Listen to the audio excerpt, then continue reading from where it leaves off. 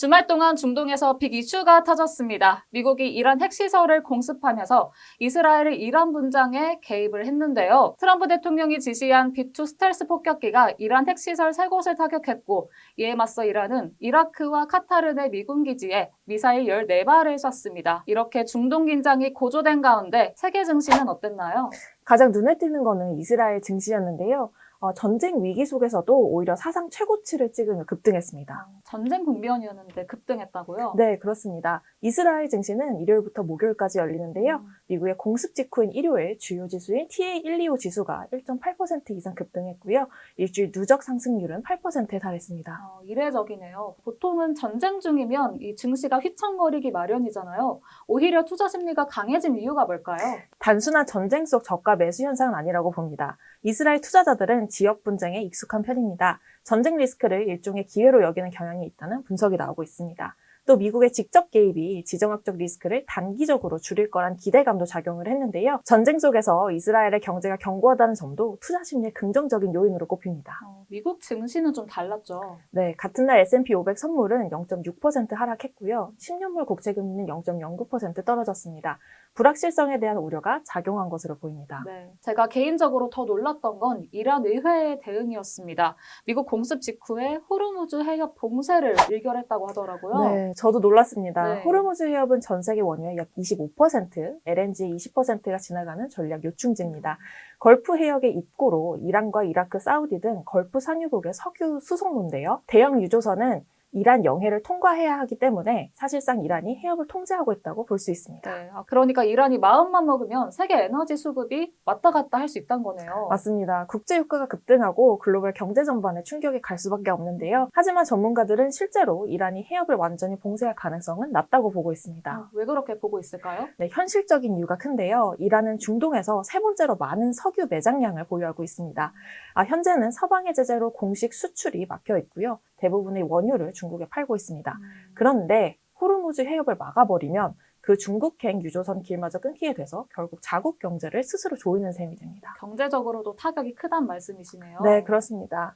이란 경제는 원유 수출에 절대적으로 의존하고 있는데요. 네. 해협을 봉쇄하면 외환 부족, 실업, 물가 폭등과 같은 내부 위기가 불가피하고 동시에 미국과 서방의 군사 개입 명분까지 제공하게 됩니다. 네, 과거에도 혹시 이란이 해협을 봉쇄한 적이 있었을까요? 전면적으로 봉쇄한 적은 없었는데요. 1980년대 이란 이라크 전쟁 당시 상대 유조선을 공격하는 일은 있었지만 해협 자체를 막은 적은 없었습니다. 그만큼 봉쇄는 최후의 수단일 수밖에 없습니다. 만약에 이란이 실제 행동에 나선다면 우리나라에도 영향이 크겠죠? 네, 엄청납니다. 코트라에 따르면 한국에 들어오는 중동산 원유의 99%가 호르무즈 해협을 통과합니다.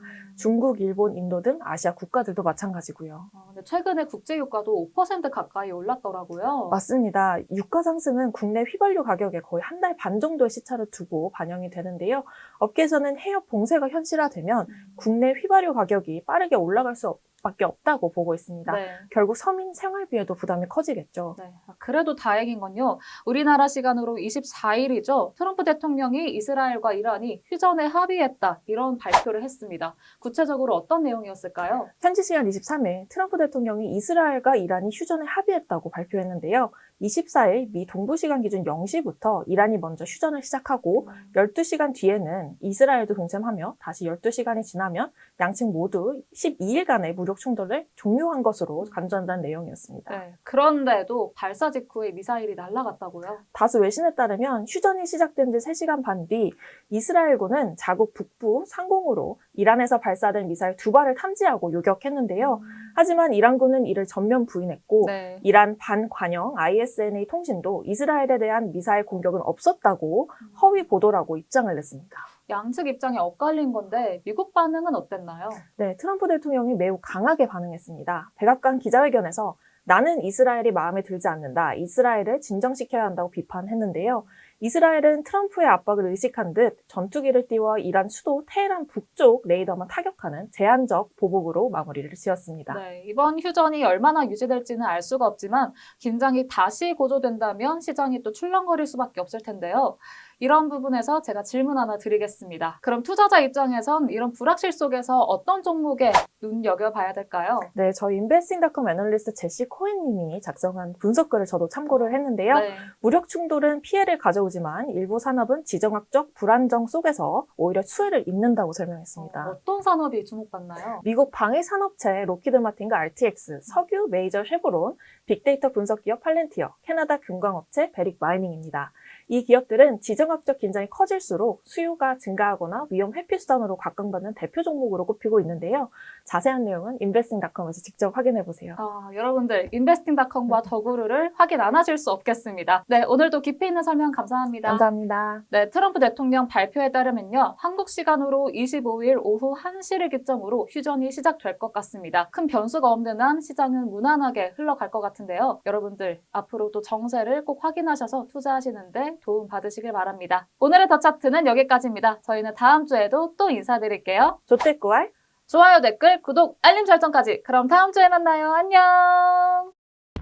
어떤 주식을 사야 할지 고민되시나요? 유명 투자자들의 포트폴리오부터 적정 주가까지 단 1초 만에 확인할 수 있는 AI 분석을 통해 수익 가능성이 높은 종목도 추천해주는 고정 댓글에 할인 쿠폰 링크까지 주식 고수가 되고 싶은 분들은 지금 당장 인베스팅 프로를 구독하세요.